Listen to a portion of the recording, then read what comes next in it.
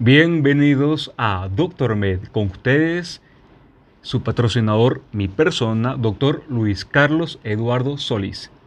Bien amigos, Doctor Med, como ya lo mencioné anteriormente, es una plataforma digital y virtual por el cual trato de llevar el estudio de la medicina para el personal de la salud y hablando de salud para el personal que no es eventualmente de la salud. Bien amigos, el día de ahora vamos a estudiar tejido conjuntivo o conectivo.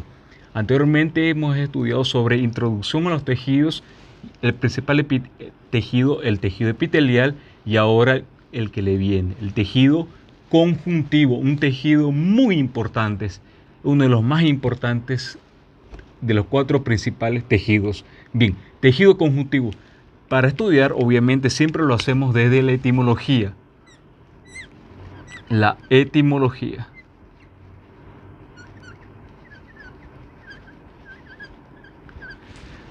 Tejido conjuntivo o conectivo viene de la palabra latina que significa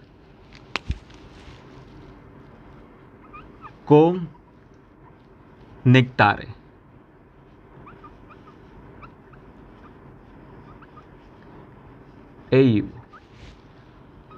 Con es el prefijo que significa junto o completamente.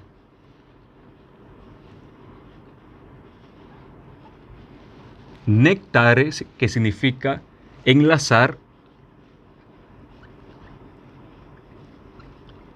o anudar, y el sufijo ivo, que denota una acción, y a cual puede ser pasiva o activa.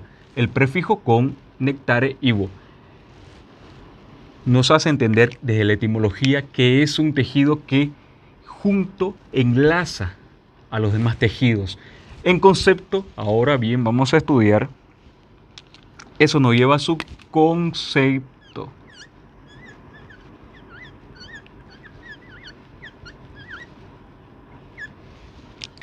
El tejido conjuntivo o conectivo, ahora bien, es un conjunto heterogéneo de células y matriz extracelular.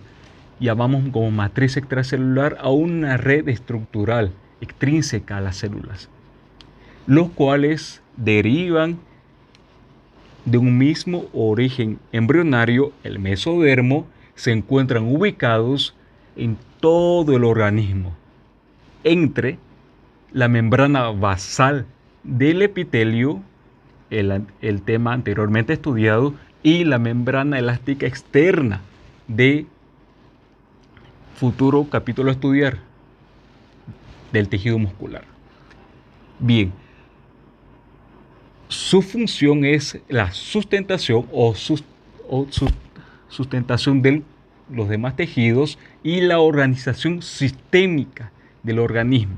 Es decir, es un tejido que conecta, conectivo o conjunto de células y matriz intracelular, para tomar como didácticamente.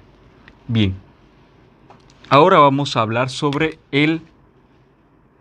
la composición. 2, 3.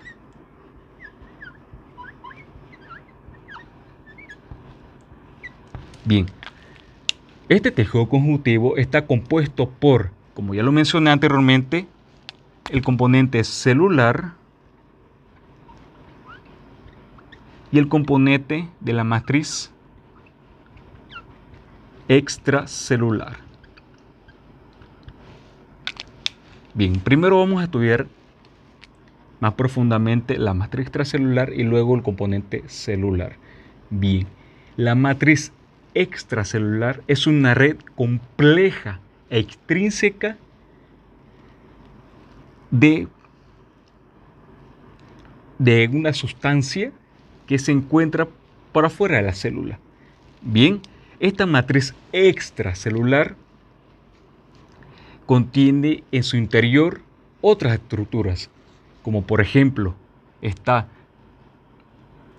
las fibras proteínicas y la sustancia fundamental. Bien, las fibras proteínicas, vamos a hablar de las fibras colágeno, las fibras reticulares y las fibras elásticas. Bien, las fibras de tipo colágeno, que es, como ya hemos mencionado, una de las proteínas más abundantes del tejido conjuntivo, es notablemente distensible, tiene una distensibilidad muy notable y soporta fuerzas tensoras sobre sí misma.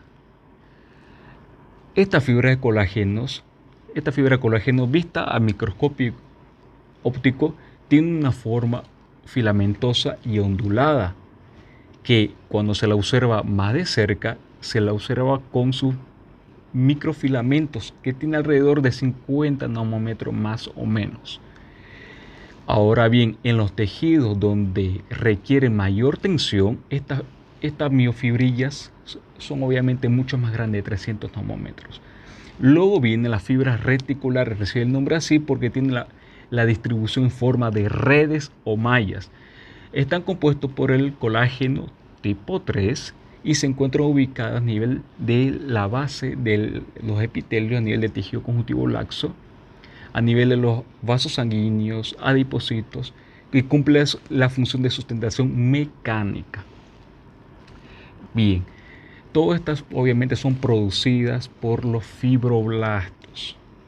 Ahora bien, viene la fibra elástica. Las fibras elásticas, como su nombre le indica, le da elasticidad al tejido. Estas fibras son mucho más delgadas que las fibras de colágenos. Y al ser mucho más delgadas, obviamente son más elásticas. Están distribuidas en una forma de apariencia tridimensional y están entrecruzadas entre las fibras de colágeno, limitando así su distensibilidad en mayor proporción, evitando así desgarros. La elastina. Bien, esta elastina es sintetizada por los fibroblastos, por las células musculares lisas, entre otros. Ahora bien,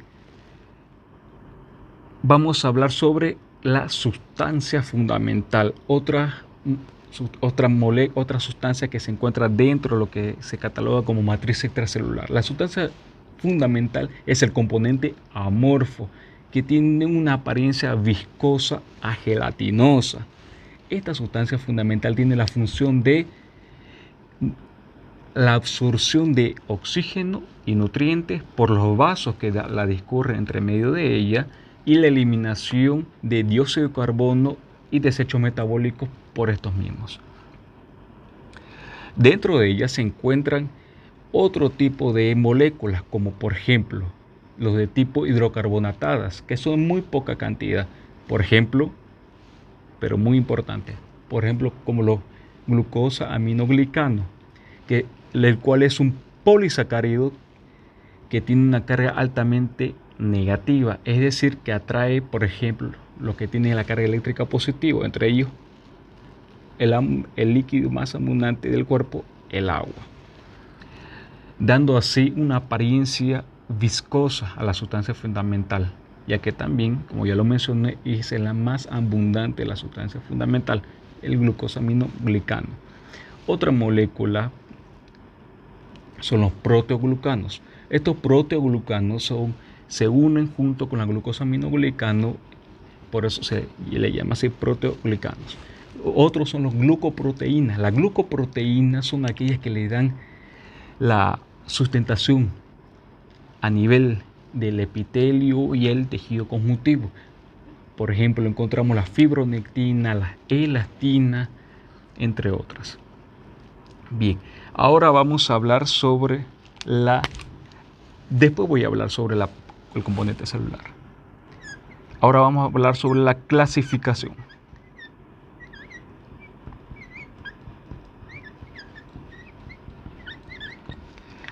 Está clasificado en tejido conjuntivo laxo, areolar o celular y tejido conjuntivo denso. El tejido conjuntivo laxo es el tejido que contiene mayor cantidad de células que de fibras colágenas, las cuales son delgadas y muy escasas. Aquí es donde está ocupado mayormente por la sustancia fundamental, lo cual ya lo mencioné anteriormente, qué característica tiene, y abundan sobre todo las células de tipo inmunológica. Por ejemplo, estas células de tipo inmunológicas llegan a este lugar para producir la inflamación. Por ejemplo, donde se produce el edema y todo aquello. Es el principal sitio de inflamación y el primero. Muy importante a tomar en cuenta. Luego viene el tejido conjuntivo denso e irregular o no modelado. Es el tejido conjuntivo que tiene una mayor cantidad de fibras, colágeno y muy pocas células, el cual se resume estrictamente a los fibroblastos, que es el cual lo produce. Estas están dirigidas en varias direcciones, lo cual le da una resistencia notable. Esta se encuentra a nivel de la capa profunda de la dermis, la capa reticular, a nivel de los órganos huecos, que lleva el nombre de submucosa, bien, entre otras. Ahora bien, vamos a mencionar ahora el tejido conjuntivo denso regular o modelado. Tiene la misma característica que el anterior, pero eso sí, este tejido conjuntivo tiene las fibras distribuidas en haces en paralelo, una al lado de la otra, lo cual le da una característica de sustentación más fuerte. Esto se encuentra sobre todo a nivel de los ligamentos por neurosis.